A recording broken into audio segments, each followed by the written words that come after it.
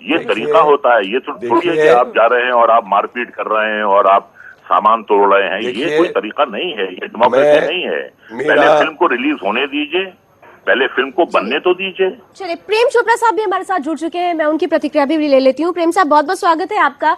सीधा सवाल करूंगी कि बॉलीवुड इतिहास पर जुड़ी हुई फिल्में तो बनाता रहा है, लेकिन इतिहास के साथ मजाक भी करता रहा है, ये कहाँ तक जायज है?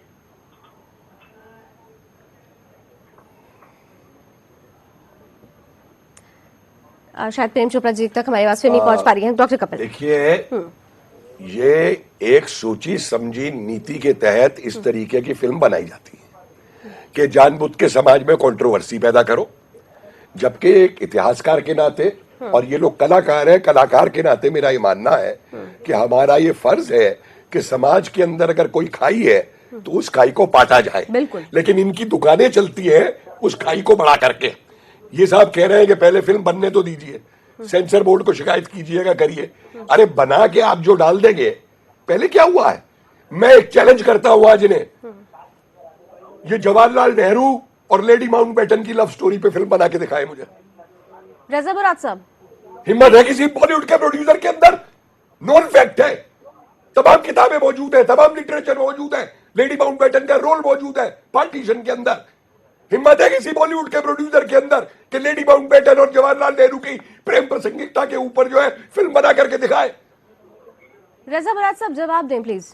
मैं कोई फिल्म मेकर नहीं हूँ, मैं कोई बॉलीवुड फैटर्निटी, आप बॉलीवुड फैटर्निटी से हैं, आप बॉलीवुड को डिफेंड कर रहे हैं रजा साहब। मैं सिर्फ इस बात के खिलाफ हूँ कि ये जो हिंसा हुई है, ये जो मारपीट हुई है, ये जो तोड़फोड़ हुई है, मैं इसके खिलाफ हूँ। हर इंसान को प्रोटेस्ट करने का हक है, हिंसा के खिलाफ हम भी हैं सर। लेकिन वो कानून के दायरे में रहकर करना चाहिए। किसी को हाथ उठाने का हक नहीं है, नहीं है, नहीं है, नहीं है। हिंसा के खिलाफ रजा मुराद साहब हम भी हैं। हम बार बार आपसे कह रहे हैं, शुरू से आखिर तक हम किसी तरीके की हिंसा को कोई समर्थन नहीं देते।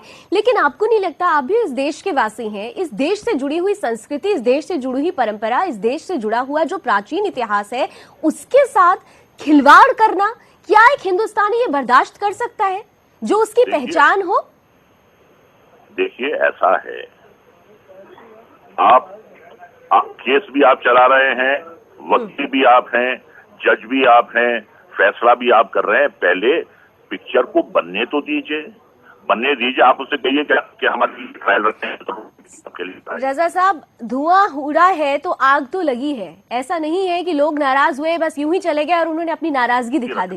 मैडम, आई एम सॉरी, देखिए आप प्रीजुडिस माइंड से बोल रही हैं, आप एकतरफा बात कर रही हैं। मेरी एक रिक्वेस्ट है आपसे डॉक्टर कपिल, रजा साहब, मेरी एक रिक्वेस्ट है आपसे कि फरमाइए। एक बार मेहरबानी करके चित्तौड़गढ़ हो आइए जी, चित्तौड़गढ़ हो आइए एक बार। जी जी। और चित्तौड़गढ़ का जो किला है जी, उसको एक दिन लगेगा घूमने में। अच्छा, उसको प्लीज घूम के देखिए।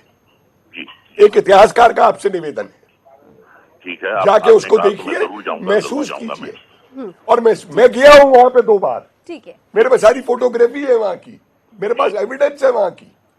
इसलिए, और दूसरी देखिए, मेरी रिक्वेस्ट ये है कि मैं बॉलीवुड का एक बहुत बड़ा रोल मानता हूं देश की प्रगति के अंदर, देश में चेतना जागृत करने के अंदर। जी जी जी। मेरा बॉलीवुड से निवेदन है कि चंद ऐसे प्रोड्यूसरों के उस पर मत जाएं जो केवल पैसा बनाने की दृष्टि से खिलवाड़ करते हैं। देखिए, मैं आपको एक बात बताई, बहुत से उदाहरण में इतिहास की फिल्मों के आपको दे सकता हूं मैं। देखिए, बहुत अच्छी अच्छी फिल्में बनती हैं। जनून बनी थी 1857 के ऊपर, सबने तारीफ की थी उस पिक्चर की।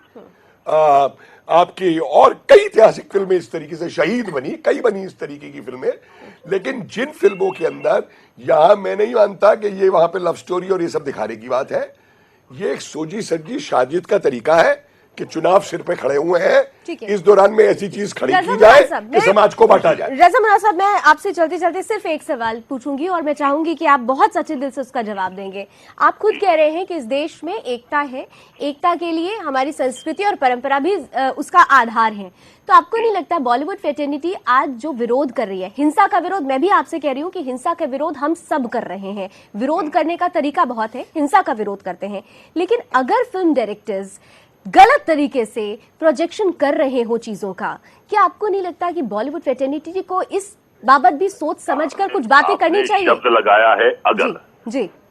आपने शब्द लगाया है अगर का मतलब हुआ कि अगर ऐसा हुआ, ऐसा हो रहा है ना सर। पहले देखिए, नहीं ये जोधा अकबर के टाइम पर भी ऐसा ही हुआ था। नहीं, जोधा अकबर के टाइम पर भी ऐसा ही हुआ था। बाजीराव मस्तानी से पहले आप फैसला मत कीजिए। बाजीराव मस्तानी हमने देखी, हमने जोधा अकबर देखी, दोनों फिल्मों के साथ भी ऐसा ही विवाद जुड़ा। तो विवाद अगर जुड़े हुए हैं, अगर इतिहास की छेड़छाड़ से लोग, इस देश के लोग आहत हो रहे हैं, तो ये जिम्मेदारी बॉलीवुड फ्रेटर्निटी की बनती है। मैं एक सवाल हर गली में एक सेंसर ऑफिस लगा देते हैं, हर संस्था के दफ्तर में एक सेंसर ऑफिस लगा देते हैं, और जो बॉम्बे का ऑफिस है सेंसर का, उसको बंद कर देते हैं। एक जो सिस्टम है हमारे यहाँ, एक सेंसर बोर्ड का सिस्टम है जो हमारा एक बहुत ही हमारा एक स्ट्रॉन्ग एक सिस्टम चला आ रहा है सालों से।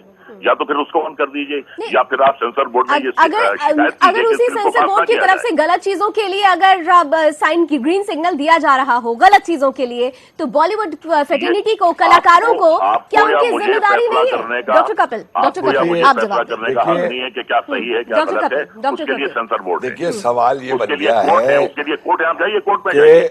बॉलीवुड अपने आप में ही एक कानून बन गया है। बॉलीवुड साहब आपकी बात का जवाब डॉक्टर कपिल दे रहे हैं, आपकी बात का जवाब डॉक्टर कपिल दे रहे हैं। बॉलीवुड एक अपने आप में ही कानून बन गया है।